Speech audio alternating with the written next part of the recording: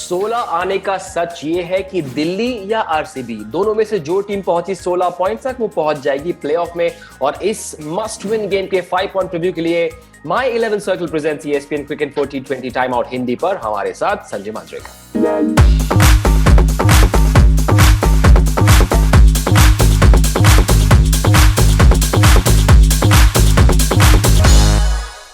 Sanjay, Delhi Capitals थोड़े से गुमराह हो चुके हैं, उनकी बैटिंग बिल्कुल चल नहीं रही है, शॉ का फॉर्म खराब, धवन थोड़े से कंफ्यूज नजर आ रहे हैं। लेकिन इस मैच में हम कह रहे हैं कि दिल्ली को चाहिए सॉलिड शुरुआत। क्या रोल हो शॉ का और धवन का? देखिए, शुरुआत के बिना भी टीम जीत सकती है, तो हमेशा हम ये कहते हैं कि प्लेटफॉर्म अच्छा होना चाहिए, लेकिन बहुत टीमों ने कभी कभी प्लेटफॉर्म अच्छा खड़ा नहीं किया और लेट रिकवरी करके जीते हैं।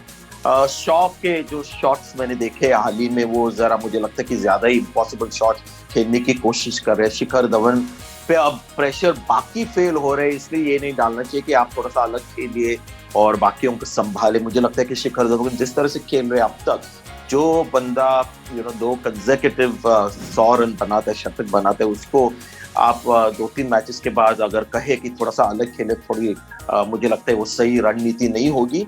तो बाकी फेल हो रहे हैं, उनके ऊपर फोकस होना चाहिए। शॉ को बोलना चाहिए कि भैया प्लीज, ये जो क्या इम्पॉसिबल एक्चुअली ये शब्द इसलिए है कि वो पॉसिबल है नहीं, तो उनको बोलना चाहिए कि जो पॉसिबल नहीं है वो ना करे, अपने लिमिट में जो शॉट्स खेल सकते हो वो खेलिए। और जो मैं देख रहा था, श्रेयस अय्यर और ऋषभ पंत का जो फॉर्म चल रहा है, शायद कॉन्फिडेंस का बिल्कुल एकदम डाउन पे है। तो स्टॉइनिस और हेटमायर को आगे खिला के देखिए और इनको पीछे रखिए। कभी कभी पीछे रखकर जब लाइसेंस मिल जाता है बल्ला चलाने के लिए, तब फॉर्म काफी उनका मैंने देखा है कि वो फॉर्म वापस आ जाता है। अब क्योंकि ओपनिंग कॉम्बिनेशन चल नहीं रहा, तो फिर उम्मीदें ऋषभ पंत और श्रेयस अय्यर से बढ़ जाती है। अब मुंबई के खिलाफ जो पिछला मैच था, सिंगल्स लेने की तैयारी दिखाई नहीं, स्कोर बोर्ड टिक होता नहीं रहा और उसके बाद पूरा प्लान फेल हो गया। तो हम ये कह रहे हैं कि अब इन दोनों को स्ट्राइक रोटेट करने की तैयारी भी दिखानी होगी। देखिए, दोनों आउट ऑफ फॉर्म है और दोनों का सेल्फ कॉन्फिडेंस बिल्कुल एकदम जमीन पर है। और हमारे पैनल में गौतम गंभीर ने आईपीएल की शुरुआत में कहा था कि ये एक मसला रहेगा, ये जो फ्रिंज प्लेयर्स है जो टीम में अपनी जगह पक्की करने चाह रहे हैं, इंडियन टीम में या आने की कोशिश कर रहे हैं, उन पे थोड़ा सा दबाव होगा। और वो शायद दबाव इस आईपीएल में नजर आ रहा है, थोड़ा प्रेशर से खेल रहे हैं और अभी फंस गए हैं क्योंकि कॉन्फिडेंस है नहीं कि जाके सीधा चौके छक्के मारे।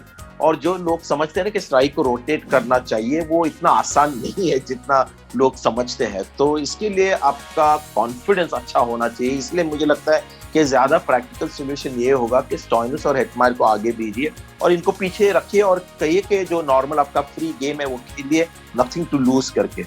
जो पिछला मुकाबला था, दिल्ली ने 3 बदलाव किए थे संजय। पृथ्वी, हर्षल और प्रवीण दुबे अंदर आए थे, रहाणे, देशपांडे और अक्षर पटेल के बदले। लेकिन क्योंकि ये मस्ट विन गेम है, अक्षर पटेल एक्सपीरियंस्ड है, बैटिंग भी कर सकते हैं, तो हम ये कह रहे हैं कि उनको इस मैच के लिए वापस बुलाना चाहिए। जी हाँ, वापस बुलाना चाहिए। मैं मानता हूँ कि 2 लेफ्ट हैंडर्स उनके टॉप 6 में है आरसीबी के, और वाशिंगटन सुंदर बल्लेबाज के रूप में भी खेलते हैं।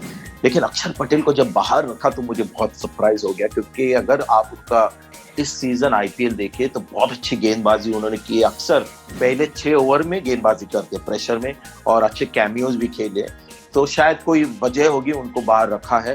तो मुझे लगता है कि उनको आना वापस तो बनता ही है, उसमें कोई दो राय नहीं है। एक और ऐसे खिलाड़ी है बैंगलोर के जो इस समय बेंच पर बैठे, क्योंकि उनके बदले जोशुआ फिलिप को प्रेफर किया गया है। बैंगलोर के टॉप ऑर्डर में पडिक्कल के साथ उन्होंने ओपनिंग की, ठीक ठाक परफॉर्मेंस किया, लेकिन क्योंकि ये मस्ट विन गेम है, एक्सपीरियंस चाहिए, तो हम ये कह रहे हैं कि फिंच को अब इस मैच के लिए अंदर लाया जाए। देखिए, मैं समझता हूँ उनको बाहर क्यों रखा गया, क्योंकि बहुत चांसेस उनको मिले।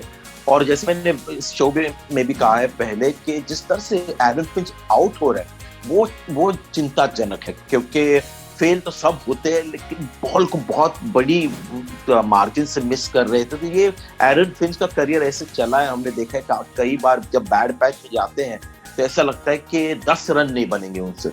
तो उसी तरह का अनफॉर्चुनेटली आईपीएल में उनका फॉर्म बन गया है। तो अगर उनकी जगह फिलिपे को लाया गया है तो मैं समझता हूँ कि सही सोच है और थोड़े बहुत रन कर रहे हैं, ज्यादा बड़े स्ट्राइक रेट से नहीं। तो एरन फिंच को लाना चाहिए या नहीं? आउट ऑफ फॉर्म है, स्टैचर है लेकिन आउट ऑफ फॉर्म है, तो रियलिटी के साथ जाए या स्टैचर के साथ जाए? मुझे लगता है रियलिटी को ज्यादा सपोर्ट करे। संजय, जब बैटिंग में विराट और एबी पर डिपेंडेंस है, तो गेंदबाजी में वाशिंगटन सुंदर और युजवेंद्र चहल पर बहुत ज्यादा एक्सपेक्टेशंस है बैंगलोर की। लेकिन तेज गेंदबाजों को भी बेहतर करना होगा। सैनी महंगे साबित हुए हैं, मोहम्मद सिराज महंगे साबित हुए हैं, अगर वो अच्छा नहीं करेंगे तो फिर मुश्किल होगी बैंगलोर के लिए। और वो मुश्किल एक्चुअली वो ऑक्शन टेबल पे उन्होंने वो सॉल्व नहीं की, क्योंकि ये हमने पहले भी देखा कि आरसीबी के जो सीम बॉलर है हमेशा थोड़े से एक गैम्बल जैसे है।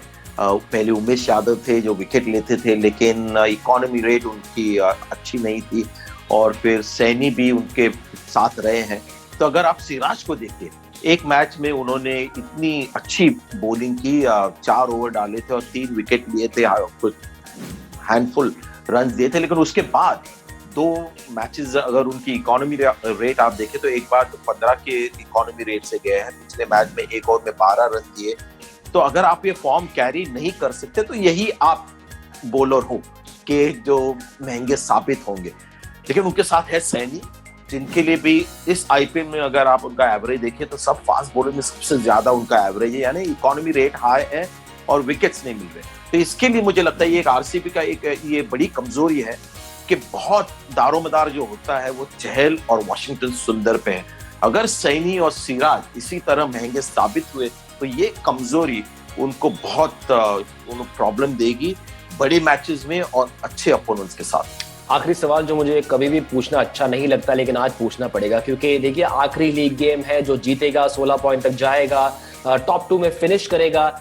इस मैच में दोनों में से कौन सी टीम ज्यादा डिजर्विंग है प्लेऑफ स्पॉट के लिए और कौन जीतने वाला है? देखिए, अगर ये मैच ऑन पेपर होता तो शायद दिल्ली कैपिटल्स, क्योंकि अगर उनको मैन टू मैन देखें तो काफी अच्छे प्लेयर्स, और इसलिए हम सब उत्साहित थे इस आईपीएल के पहले, क्योंकि ऑन पेपर बहुत अच्छी टीम लग रही है। लेकिन अभी जो रियलिटी है, उनके की प्लेयर्स उनका कॉन्फिडेंस बिल्कुल चला गया है, एक मेंटल डिसइंटीग्रेशन बोलते हैं हम इंग्लिश में, उस तरह का माहौल बन गया है। यानी सब थोड़े से उदास लग रहे हैं, बॉडी लैंग्वेज भी ठीक नहीं है।